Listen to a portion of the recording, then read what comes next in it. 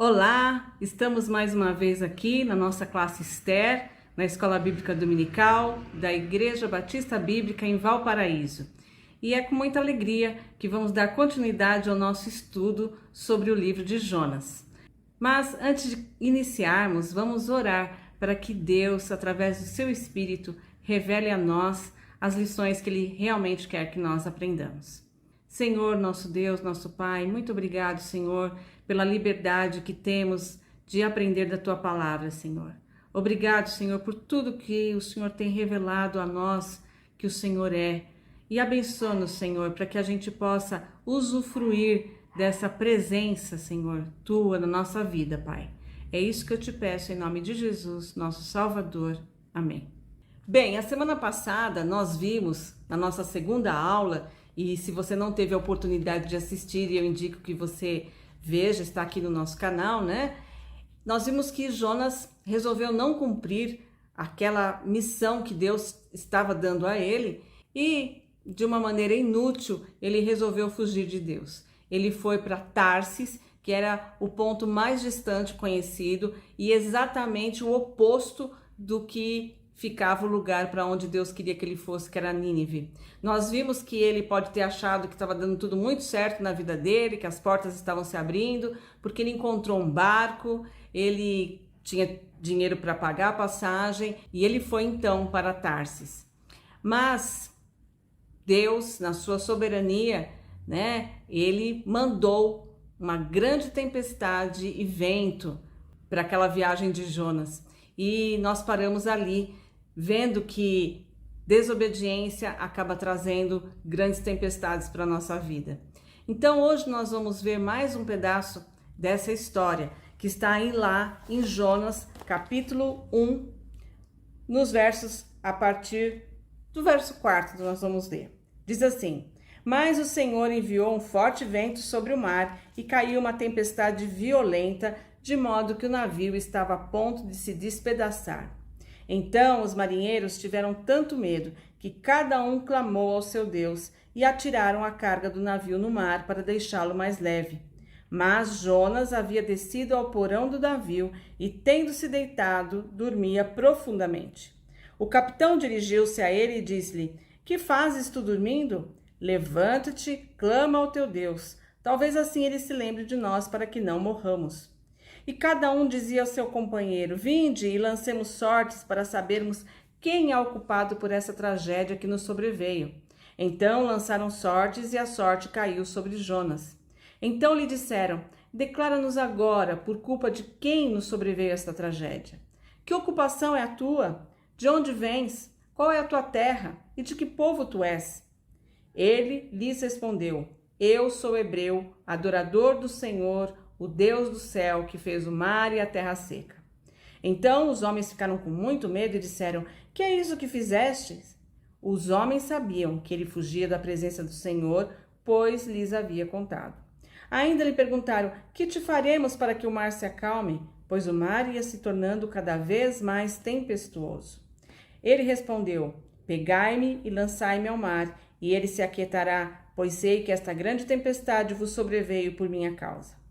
Entretanto, os homens se esforçavam com os remos para voltar à terra, mas não conseguiam porque o mar ficava cada vez mais violento. Por isso clamaram ao Senhor e disseram: Nós te rogamos, ó Senhor, que não morramos por causa da vida deste homem, que não nos culpe pelo sangue inocente, porque tu fizeste o que te agrada, ó Senhor. Então pegaram Jonas e o lançaram ao mar, e o mar cessou a sua fúria. Os homens temeram o Senhor com grande temor. Então ofereceram sacrifícios ao Senhor e fizeram votos. Essa história apresenta para nós, digamos assim, três personagens. Nós podemos ver aí os marinheiros, nós podemos ver Jonas e nós podemos ver Deus. E eu gostaria que você agora fizesse comigo esse exercício de nós olharmos para a história de Jonas aqui na perspectiva desses três personagens, por assim dizer. Como eu disse nas aulas anteriores, três homens de Deus estão nos ajudando a olhar para o livro de Jonas.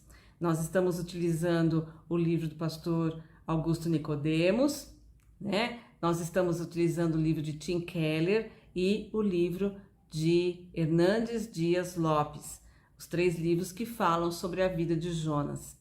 E eles vão nos ajudar a olhar detalhes deste texto que muitas vezes nós passamos por cima rapidamente e não observamos. É muito comum a gente falar, quando a gente pensa na história de Jonas, a gente falar muito do peixe, né? Do fato de que Jonas foi engolido por um peixe. Mas o livro de Jonas apresenta muito mais do que apenas a história do peixe. E nós vamos ver esses detalhes aqui na perspectiva desses 3 personagens. Então nós vamos começar olhando para os marinheiros. E a primeira coisa que nós vemos é que os marinheiros, eles tiveram muito medo dessa tempestade. Era uma tempestade muito diferente do que as tempestades que eles provavelmente já tinham enfrentado, né? Eles eram, como eu falei, eram os fenícios que faziam aquele transporte ali de navio. O navio não era pequenininho, nós temos a possibilidade de ter quase 100 pessoas dentro do navio. Então eles eram marinheiros experientes.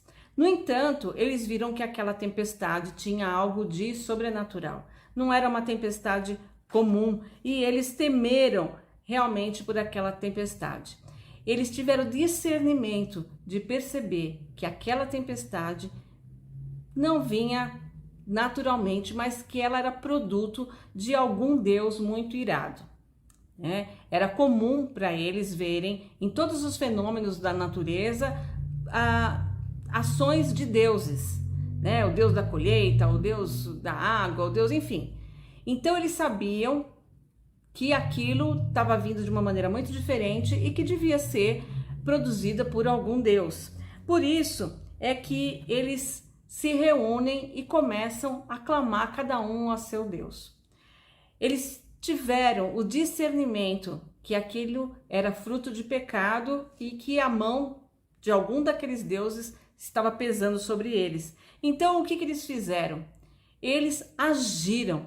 O medo fez com que eles se colocassem em ação. Eles não ficaram simplesmente ali, o que vai acontecer com a gente, né? Mas eles agiram. Eles buscaram aos seus deuses, cada um ao Deus que ele tinha, começaram a rogar aos seus deuses que parasse aquela tempestade.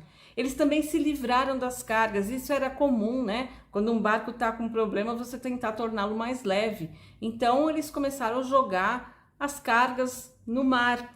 E nós vemos também que, vendo que essas coisas não davam certo, né? Não acalmavam o mar, eles resolveram tirar sortes.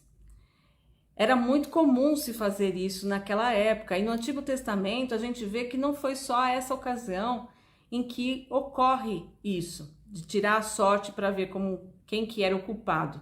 Eles escreviam os nomes em pedaços de madeira e sorteavam, como a gente faz hoje com papeizinhos, né? E nós vimos isso também que aconteceu com Acã e em outros momentos da Bíblia. Então, eles tiraram sortes e tentaram descobrir quem que estava sendo o motivo daquilo. Eles estavam agindo, procurando realmente acalmar aquela tempestade. Eles estavam pensando no bem comum de todos aqueles que estavam no barco. Um outro detalhe muito interessante da perspectiva dos marinheiros é que eles começam tendo medo da tempestade, né? Nós vemos aí no verso 5 que é dito que os marinheiros tiveram tanto medo que cada um clamou ao seu Deus. Então eles estavam com tanto medo, né, da tempestade, daquele vento, daquela situação que eles estavam vivendo. Depois, no meio da história, aqui no versículo 10, nós vamos ver que eles continuam com medo. Por quê? Porque cada vez que eles faziam alguma coisa, atiravam a carga, clamavam aos seus deuses, aquela tempestade ficava ainda mais forte. E o versículo 10 aqui: então os homens ficaram com muito medo e disseram: que é isso que fizeste, né? Eles já tinham descoberto que era Jonas e eles falaram: o que você fez para esse Deus estar tão irado? Então eles começaram a ter um medo que não era só da tempestade, mas era um medo que já tinha uma clareza da origem dessa tempestade. E nós vemos lá no versículo 16 que, enfim, ao final da história, os homens temeram o Senhor com grande temor. O medo da tempestade se transformou em temor ao Senhor. Eles passaram a reverenciar, a temer realmente o Deus verdadeiro, né? Então, esses homens, eles passaram por um processo de transformação. Nós vemos nos marinheiros, né? Os homens, os marinheiros também, eles tiveram uma missão importante aqui. Nós vemos que quando eles estão ali, cada um clamando ao seu Deus, eles percebem que estava faltando alguém nessa conversa, né? Tá faltando um aqui clamar pelo Deus. Tá todo mundo aqui clamando cada um pelo seu Deus, mas tá faltando um. E eles vão lá e confrontam Jonas, que nós vamos ver depois que estava dormindo. Então, Jonas, ele é confrontado pelos marinheiros que dizem: levanta-te. E é interessante que essa mesma palavra que foi usada aqui no original, né? O levanta-te é a mesma palavra que é usada por Deus para dizer para Jonatas: vai agora e anuncia, né, a cidade de Nínive. Então, mais uma vez, Jonas é chamado a agir. Levanta-te, clama a teu Deus, né? Faz alguma coisa. Eles confrontam Jonas. Eles, então, depois de confrontar Jonas, depois de descobrir que era ele o causador ali do problema, eles questionam Jonas em busca da razão da tempestade. Esses marinheiros vão perguntar para ele: qual é o seu propósito? Da onde você vem? A que povo você pertence? Né? Qual é a sua ocupação? A gente precisa saber. E essas perguntas tinham uma razão de ser. Porque, dependendo da ocupação, você tinha um certo Deus. Então, você tinha o Deus dos navegadores, o Deus dos comerciantes, o Deus, né? E aí tinha também a questão do povo, da cidade, dependendo do lugar onde você morava. Tudo isso você podia ter um tipo de Deus. Eram muitos deuses. Então, eles queriam localizar para saber qual é o Deus que está fazendo isso. E nós vemos que no final de tudo, eles ainda sabendo que era Jonas o problema, Jonas dizendo para eles: olha, me joguem então, me joguem no mar e vocês vão ver que o problema vai acabar, porque eu sei que eu que estou causando tudo isso, né? O que aconteceu? Esses marinheiros ainda tiveram misericórdia de Jonas. Eles não jogaram Jonas de primeira, né? Aquela coisa do: peraí, você tá com um problema? Você é o problema? Então vamos nos livrar rapidamente e jogar. Não. A Bíblia diz que eles remavam tentando chegar realmente lá na praia. Então eles não deviam estar muito longe, né? Eles tentavam, mas Deus não queria isso, né? E eles perceberam que Deus era realmente soberano naquela situação. Que por mais que eles remassem, eles não iam conseguir salvar Jonas. E eles reconheceram que o Jonas era problema e jogaram ele ao mar. E eles terminam aqui, os marinheiros, tendo um ato maravilhoso, né? Eles reconhecem o Senhor e fazem sacrifícios a Ele. A Bíblia diz que então ofereceram sacrifícios ao Senhor e fizeram votos. Provavelmente esses sacrifícios não foram feitos no barco, né? Eles já estavam em terra seca. E depois de passar por toda aquela situação, a Bíblia aqui está dizendo que os homens, eles temeram ao Senhor. Então, esses marinheiros viveram essa desobediência de Jonas, eles viveram as consequências dessa desobediência, mas eles foram transformados e eles puderam encontrar realmente o Senhor, o Deus verdadeiro, através de toda essa experiência. Bem, e essa história do ponto de vista de Jonas? Se a gente for pensar em olhar só para Jonas dentro dessa situação toda, nós vimos tudo que os marinheiros fizeram, mas e Jonas? Bom, Jonas entra no barco e a primeira coisa que ele faz é ir até o porão. Ele queria ficar longe de todo mundo, ele queria ficar lá no canto dele e ele foi dormir. né? Essa é uma atitude muito presente em quem está desobedecendo, né? É esconder-se. Uma criança, quando faz alguma coisa errada, ela pensa em se esconder para a mãe não encontrá-la, né? Não brigar com ela. E Jonas aqui tem uma atitude totalmente infantil. Ele estava querendo se esconder de Deus, né? E ele vai lá dormir. Dessa maneira, a consciência dele também ia ficar cauterizada, né? Ele não ia estar pensando, se cobrando, fazendo nada disso. Um dos nossos autores diz que ele tem aqui um sono anestésico. Ele dormia esgotado pelos intensos sentimentos de raiva, culpa, ansiedade e tristeza. Ele estava absorto em seus problemas e não vendo o bem comum. Jonas estava lá dormindo, talvez realmente exausto por todos esses sentimentos, né? De culpa, de tristeza, de tudo que estava no coração dele, né? E isso nos faz pensar quantas vezes nós também estamos querendo dormir para esquecer, né? Estamos querendo sumir aí, apagar os nossos pensamentos, porque não queremos ser confrontados pelo Espírito, não queremos ter que agir. Então é mais fácil dormir e esquecer. E foi isso que Jonas fez. Ele ficou dormindo. Jonas, em todo o tempo que ocorre a tempestade, nós não vemos nenhum momento Jonas orar, Jonas falar com Deus. Até mesmo os marinheiros que não conheciam o Deus verdadeiro, eles chegam um momento que eles falam para Deus, né? Ah, Senhor, né? Eles vão aqui. Nós te rogamos que não morramos por causa da vida deste homem. Eles chegam a clamar a Deus, mas Jonas não. O profeta está calado, o profeta está mudo. Ele está realmente longe de Deus. E isso nos mostra que ele não usa nenhum recurso da fé dele para promover o bem comum. Ele não está preocupado em clamar a Deus para que Deus salve, se não a ele mesmo, né? Que ele salve aqueles marinheiros. Ele não tem empatia, ele não se compadece da situação de ninguém. Ele realmente está mudo, está calado.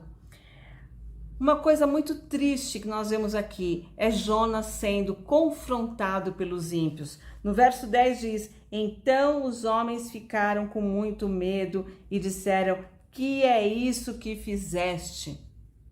Como é que você pode ter feito alguma coisa, ter deixado esse seu Deus tão irado, né?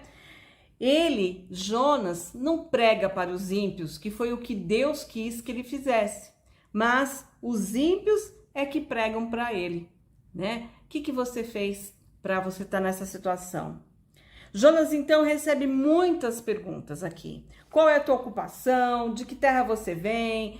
Tantas coisas que ele escuta, mas ele responde apenas uma. Ele se identifica com a sua raça, hebreu, e seu Deus, Senhor, né? Aqui nós vemos Jonas falando: eu sou hebreu, adorador do Senhor, o Deus do céu que fez o mar e a terra seca.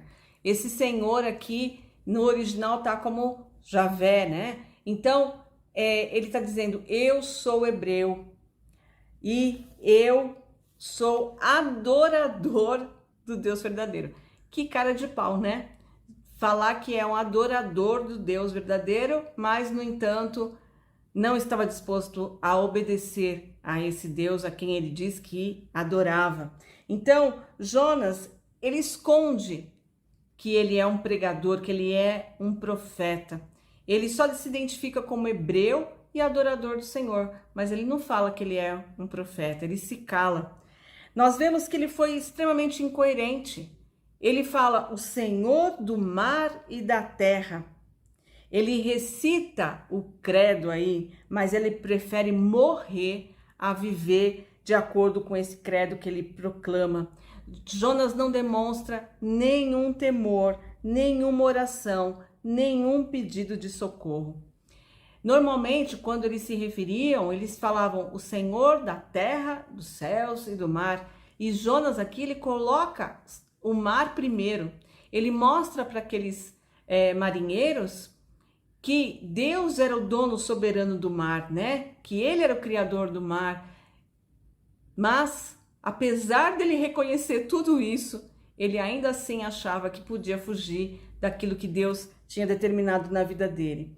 Não vemos então nenhum temor, nenhum arrependimento, nem tá lá no meio do mar, na tempestade, sofrendo tudo, sendo confrontado, mas ainda assim, em nenhum momento ele diz: Senhor, né, me perdoa, me bota de volta lá em Jope que eu vou para Nínive, né? Não, nós não vemos isso em Jonas, sem arrependimento, sem confissão. Ele realmente estava disposto a morrer, mas não a rever as suas atitudes. Nós vemos aqui no versículo 11 e 12: que te faremos para que o mar se acalme, pois o mar ia se tornando cada vez mais tempestuoso. E ele respondeu: pegai-me e lançai-me ao mar, e ele se aquietará, pois sei que esta grande tempestade vos sobreveio por minha causa.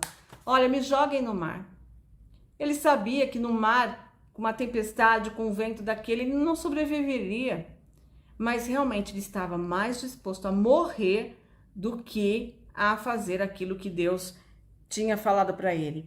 Ele estava disposto a morrer, porque ele sabia da misericórdia e da bondade de Deus. Ele sabia que se ele pregasse aos ímpios, né, Deus iria perdoá-los, e ele não queria isso. Eles eram os inimigos dele. Então, ele estava disposto a morrer, mas não a fazer aquilo que realmente Deus queria que ele fizesse.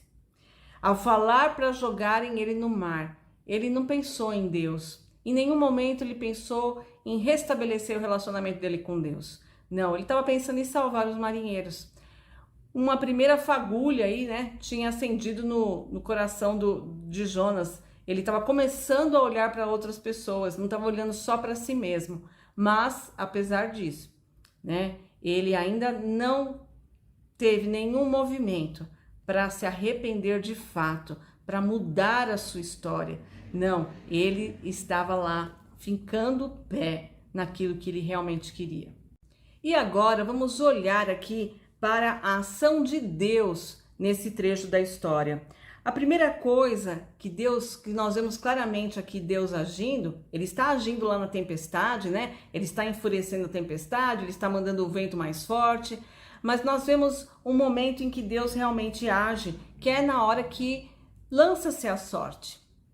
Vamos lá, vamos ver de quem é a culpa aqui. E tiram a madeirinha, né? Não era o papelzinho, mas tiram a madeirinha lá e está escrito Jonas.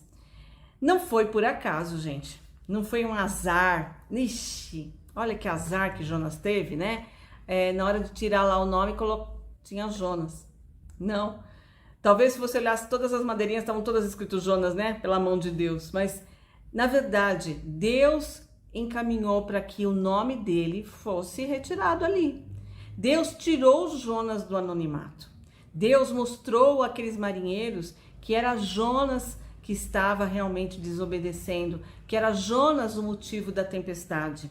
E nós podemos pensar então que tirar sortes não é adequado, mas como eu falei anteriormente, né? Isso acontecia no Velho Testamento, no Antigo Testamento, mas a partir da descida do Espírito Santo, nós não precisamos mais disso. Então não adianta você colocar aí papeizinhos, deixa eu ver se eu faço isso ou não faço, né? Sim ou não, eu vou tirar o papelzinho e aí Deus vai me revelar. Não, hoje nós temos o Espírito Santo de Deus, que é quem nos orienta. Deus não age mais através de sortes, né? Deus nos revela a sua vontade através do Espírito Santo que habita em todos aqueles que são salvos. Então, o Espírito Santo de Deus é quem nos orienta. O Espírito Santo de Deus, ele é suficiente para toda a orientação da vida do crente.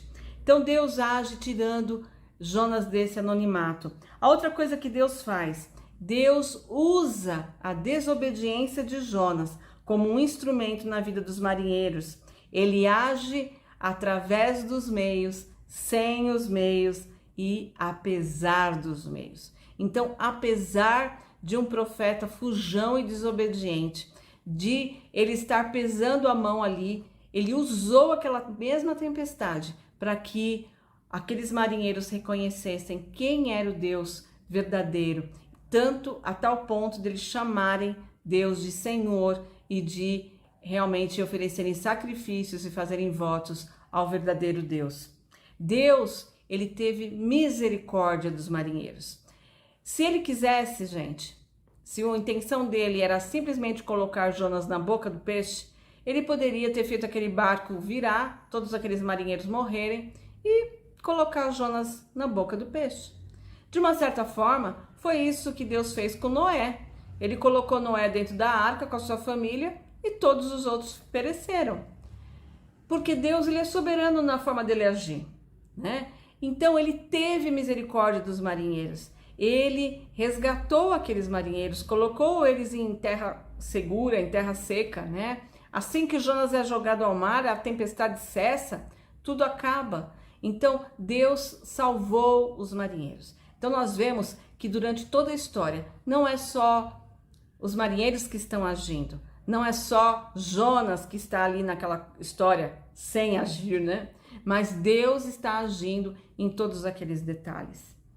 Bom, esse pedaço da história, ele nos ensina muitas coisas e nós vamos ver o que nós podemos aprender aqui através desse trecho, né? A primeira coisa, eu gostaria de ler uma frase que o pastor Hernandes Dias Lopes coloca no seu livro. Ele diz assim: os chamados para ser bênção, quando andam pela estrada da desobediência, se tornam maldição. Servo de Deus em rota de fuga causa maldição. Muita gente pensa que se eu estou com problemas com Deus, isso é problema meu. Ninguém tem nada com isso. Mas essa forma de pensar é completamente errada. Aquilo que você faz, os seus atos de desobediência, causam problemas ao seu redor. Aquilo que você faz traz consequências para sua família, traz consequências para sua igreja, traz consequências para sua cidade, para o seu país.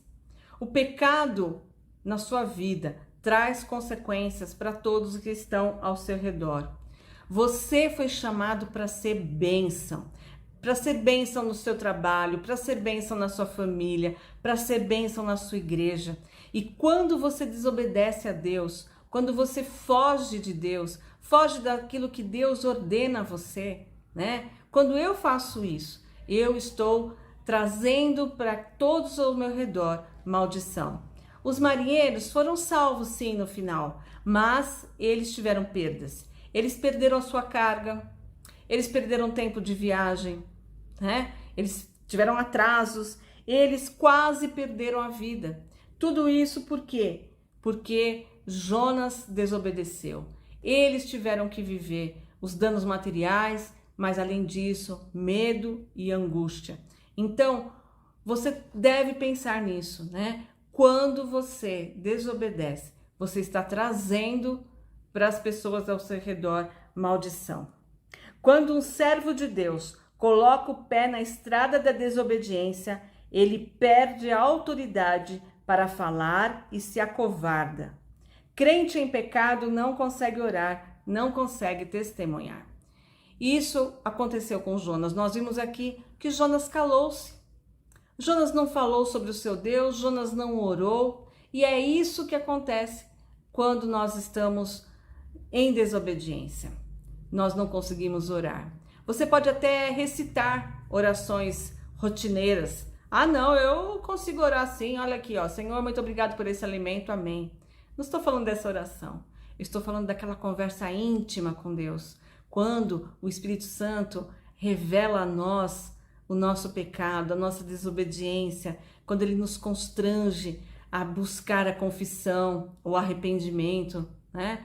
Então, o crente na desobediência, no pecado, ele fica mudo, ele não ora, ele não testemunha, né? Ele perde toda essa ação. E nós vemos aqui também uma lição muito importante. Quando nós fugimos de Deus, os ímpios, até os ímpios, podem ser usados para pregar para nós. Você já teve aquela situação em que você foi confrontado por alguém que disse: nossa, você é crente e faz isso? Você está lá no lugar que você não devia estar, frequentando um lugar que você não devia, e de repente você encontra alguém que sabe que você é um cristão, que você é um crente, e aí você ouve essa frase: nossa, você é aqui, mas você não é crente, né? E aí você se justifica de maneira raivosa ali, né? Não, mas crente também faz essas coisas, não tem nada a ver, né? Essa sua ideia de crente, tal, tal. Mas o Espírito Santo de Deus usa aquele ímpio para te acusar. Que coisa triste, né? Os ímpios serem usados para nos confrontar. Como é melhor ser confrontado pela palavra de Deus, né? Numa atitude em que eu mesmo busco que Deus fale comigo. Isso é muito melhor. Então, você deve ver que quando você foge de Deus, Deus pode usar até mesmo os ímpios. A outra coisa que nós vemos aqui é que Deus usa a desobediência de Jonas para alcançar pessoas ali. Deus nos usa apesar de indignos.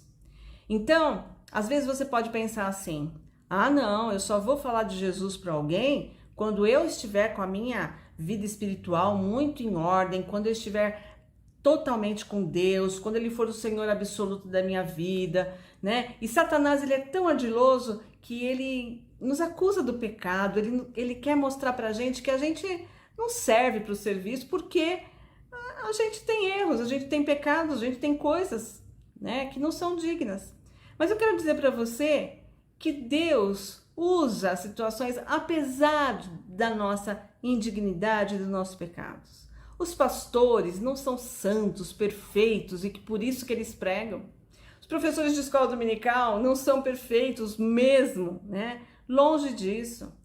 Mas Deus usa, é Deus através de nós que fala ao coração das pessoas. Então, Deus pode sim usar você apesar de.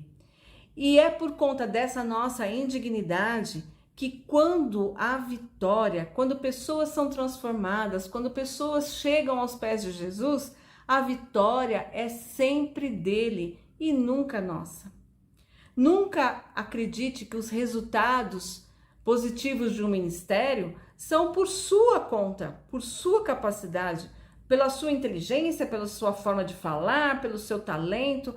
Nunca. A vitória é sempre de Deus. Ele é quem faz a obra através de nós, indignos pecadores, né?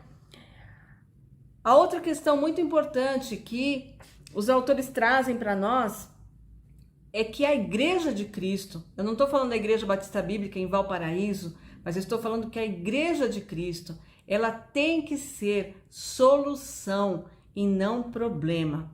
O problema é que muitas vezes a igreja tem sido a fonte de problema, a fonte de mau testemunho aos ímpios, né? A fonte de dissolução, de divisão, e tudo isso tem levado a problemas. Nós temos, enquanto igreja, temos desobedecido a missão maior que Deus nos deu, que é glorificar o seu nome. Infelizmente, muitas vezes a Igreja de Cristo tem orado menos do que os pagãos, menos do que os ímpios, né? Eles fazem, muitas vezes, nós vemos aí sacrifícios, coisas que você olha e fala, mas que coisa inútil. É inútil sim, eles estão fazendo, direcionando para coisas que não têm poder de transformar a vida, mas eles estão fazendo alguma coisa. E nós? E nós que conhecemos a verdade, que conhecemos o Deus verdadeiro, nós oramos, nós intercedemos.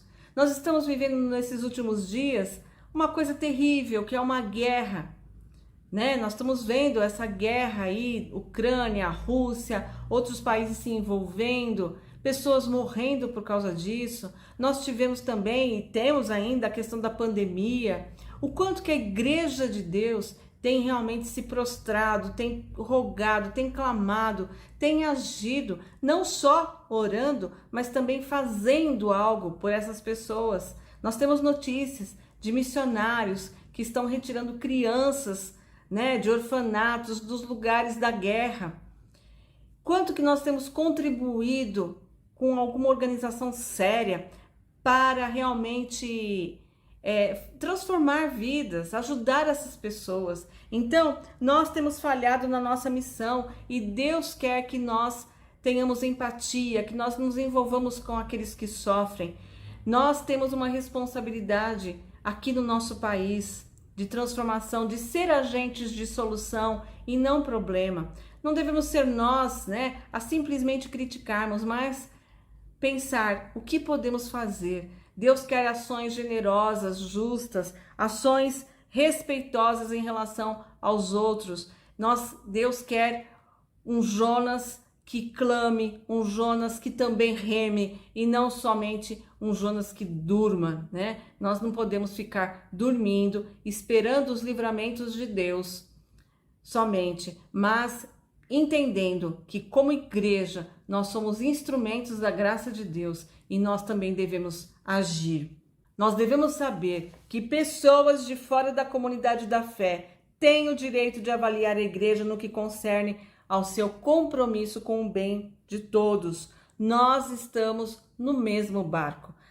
Durante a pandemia toda, nós vemos claramente isso, Nós não somos um grupo diferenciado, separado, não. Morrem crentes e não crentes, morrem pastores, morrem missionários, morrem.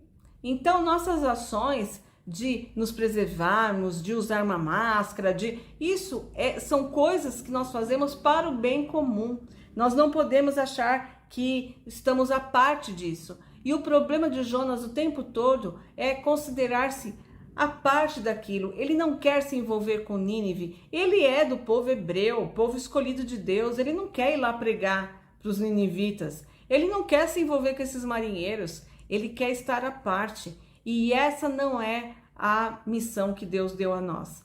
Nós estamos no mesmo barco, sim, Nós temos ferramentas diferentes. Nós temos a fé, nós temos a oração, nós temos a palavra de Deus, mas estamos aqui no mundo vivendo as consequências do pecado como qualquer outra pessoa. Jesus disse no Sermão do Monte, em Mateus capítulo 5, versos 16: Assim resplandeça a vossa luz diante dos homens, para que vejam as vossas boas obras e glorifiquem vosso Pai que está no céu. Através das obras que fazemos aqui na terra, obras de foco solidário, Quando a igreja age em favor dos pobres, dos necessitados, nós estamos, através disso, glorificando o nosso Deus, porque a nossa luz está resplandecendo. Então, falas como, não, isso daí não tem nada a ver com a gente, Deus não vai deixar que isso aconteça com nós, vai só pegar aí os ímpios, os incrédulos. Isso, gente, não vem de Deus, Nós devemos estar envolvidos, sim, nos problemas e nós jamais podemos considerar que nós sabemos os pensamentos de Deus. Quem somos nós para dizer que Deus está pesando a mão sobre algum tipo de pessoa ou de povo por conta de uma calamidade, de um problema, Eu já vi algumas pessoas dizendo que, por exemplo, agora em janeiro e fevereiro, que temos uma época de muita chuva no Brasil e que uma cidade como o Rio de Janeiro, cheia de morros, com uma geografia ali propícia a tantos incidentes e acidentes ruins, Com muitas vezes um não monitoramento por parte do governo mesmo dos riscos que aquelas populações podem sofrer. Então vem o desastre e aí chega lá alguém que se considera acima, dos pecadores indignos e diz: isso é a mão de Deus pesando sobre o Rio de Janeiro por causa do carnaval. Como se São Paulo fosse menos pecador, ou Paraná, ou Santa Catarina, Não é assim. Quem somos nós para definirmos os pensamentos de Deus? Nossa missão é olhar com amor para o nosso próximo. Deus nos mandou amar a Ele sobre todas as coisas e ao nosso próximo como a nós mesmos. E através das nossas obras vai resplandecer a luz do Senhor. Que maravilha teria sido se, ao invés de conhecer a Deus através de Jonas, não fosse pela tempestade, mas fosse pelas palavras e pelas ações de amor de Jonas, não é? Esses marinheiros conhecerem ao verdadeiro Deus através da vida de Jonas? Mas não. Infelizmente, eles conheceram a Deus pela desobediência de Jonas. Que tristeza para esse profeta, né? Então, nossas obras devem glorificar ao nosso Deus. Agora, o objetivo, desde a nossa primeira lição, eu sempre disse que é aprendermos sobre Deus. O que nós podemos aprender sobre Deus neste trecho que nós vemos aqui? Nós vimos que Deus alcança os perdidos onde, quando e como Ele quiser. Deus usa as formas mais variadas de alcançar os perdidos. E isso a gente pode ver claramente, né, na vida de muitas pessoas que conhecemos. Eu tive um pai, pastor, durante mais de 40 anos, e nossa família é muito grande, eu tenho muitos primos. E inicialmente a gente pode imaginar, para a família do pastor José se converter, eles precisam vir aqui na igreja, eles precisam ouvir a mensagem que o pastor José prega. Se eles ouvirem, todos esses meus primos e meus tios e tal, eles vão se converter. Mas essa não foi a realidade, né? Alguns ouviram e realmente isso não teve impacto na vida deles. No entanto, passado muito tempo, às vezes eu fico sabendo de algum primo meu que se tornou um crente, que a família toda frequenta a igreja, enfim. E quando eu vou lá saber, foi um amigo do trabalho que o levou, né? Um vizinho, os familiares da esposa, enfim. Deus teve as suas formas de alcançá-los. Então, essa é uma grande verdade que nós aprendemos sobre Deus. Deus é soberano, Ele estabelece quem é salvo, Ele traz as condições, Ele mostra a seu tempo quem, quando, como, né? Ele vai se revelar. Então, Deus é quem alcança os perdidos. Deus também, Ele é o dono da tempestade. Deus manda, vai chuva, vai vento. Ele fala, fica mais forte. E Ele fala, para, né? Então, você pode estar vivendo aí um momento de tempestade na sua vida. Você pode estar sentindo ventos fortes. Saiba que Deus tem o domínio de todo ele. De uma hora para outra, pode acabar tudo, né? Ou, se Deus estiver, na verdade, disciplinando você e você estiver cada vez mais, como Jonas aqui, de uma maneira teimosa, fugindo de Deus, elas podem ficar mais fortes, né? Mas quem é que controla isso? Não sou eu ou você. Nós também temos que cuidar, gente, para a gente não ficar olhando as situações da vida e achando que é Deus mandando tempestade na vida das pessoas, né? Dessa maneira, nós iríamos ser como os amigos de Jó, chegar lá e falar, olha, irmão, você tem que ver como é que tá a sua vida, porque você está passando por essas coisas, o que você tem que aprender. Cuidado, né? Cada pessoa tem que olhar para os acontecimentos da sua vida e o Espírito Santo de Deus que habita nela vai falar com ela. Eu não sou Espírito Santo. Eu não posso chegar para as pessoas dizendo, né, o que isso, o que aquilo, mas eu posso falar a palavra de Deus e através da palavra de Deus, o Espírito Santo de Deus vai falar no coração pessoalmente daquela pessoa e vai dizer para ela, olha, eu estou te disciplinando por causa disso. Vai vir à mente dela qual é a questão, né? Não sou eu que vou discernir os pecados das outras pessoas, eu tenho que tomar cuidado com isso, né?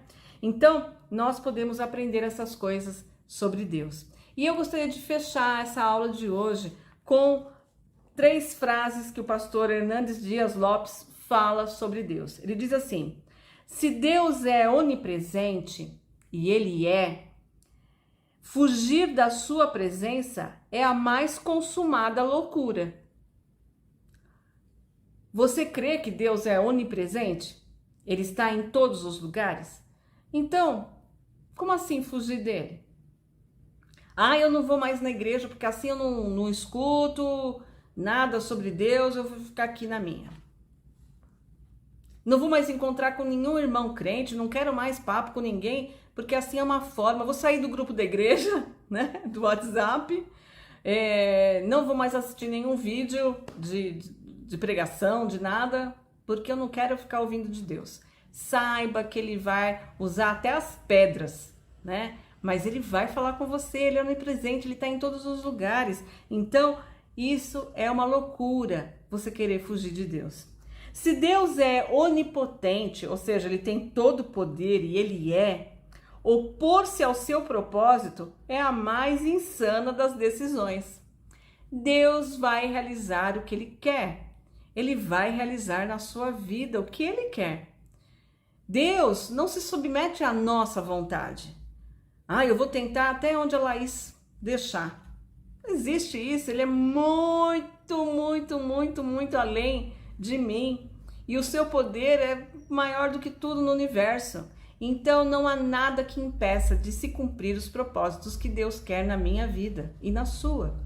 Por isso, é a mais insana das decisões você acreditar que vai poder fugir do que Deus tem para você, do que Ele tem colocado no seu coração para fazer. Se Deus é onisciente, ou seja, Ele sabe de todas as coisas e Ele tentar se esconder-se de Deus é pura insensatez. Não sejamos insensatos, sejamos sábias. Não vamos nos esconder, não vamos fugir dos propósitos de um Deus onipotente, onisciente e onipresente. Deus é tudo isso e por isso nós devemos glorificar a Deus obedecendo sempre a sua palavra. Bom, a desobediência de Jonas levou ao ventre do peixe grande. E é isso que nós vamos ver na nossa próxima semana. Que Deus abençoe você, que Deus possa continuar falando ao seu coração, que nenhum ímpio venha te confrontar, porque você já correu para a palavra de Deus e deixou que o próprio Deus confrontasse você. Então vamos buscar a Deus, vamos glorificar a Ele através da nossa vida.